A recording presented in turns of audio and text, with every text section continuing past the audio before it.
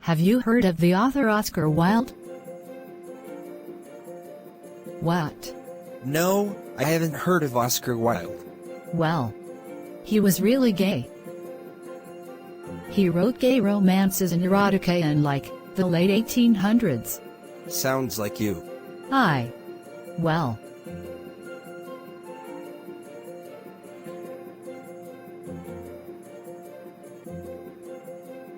He was also very tall.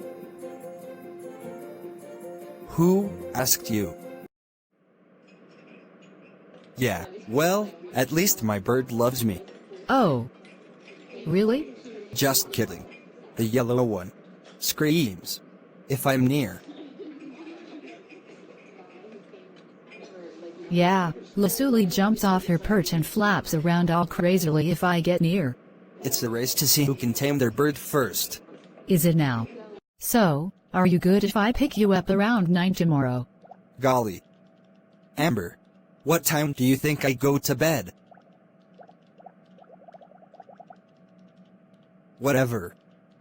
Anything for you.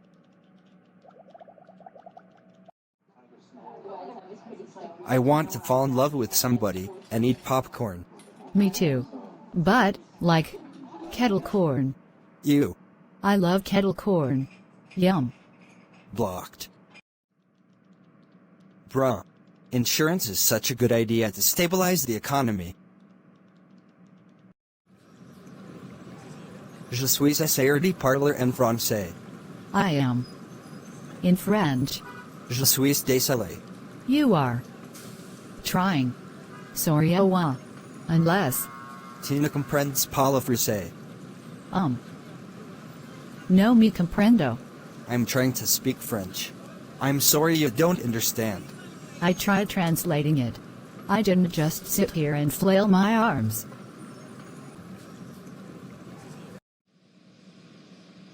The more I learn about other languages, I learn how terrible English is. It's wonderfully, terribly beautiful.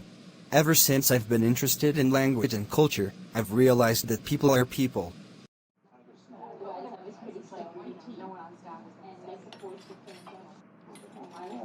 Not to implement my own opinion, but morality is all subjective.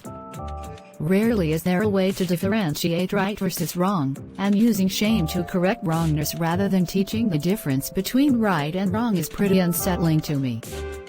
It's unfortunate that while many parents may use shame in a healthy way, or at least so they think, what the parents might actually be doing is pushing their children to believing what they believe.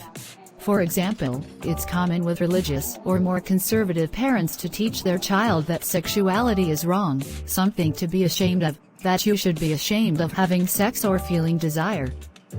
While it seems reasonable to steer your child away from sexuality as they grow up, what it often culminates into is adults who are ashamed of sex or their bodies, or since they are uncomfortable asking questions about sex, might be in an unfulfilling relationship or, in extreme cases, an unhealthy or toxic relationship. This is only passed on to the next generation.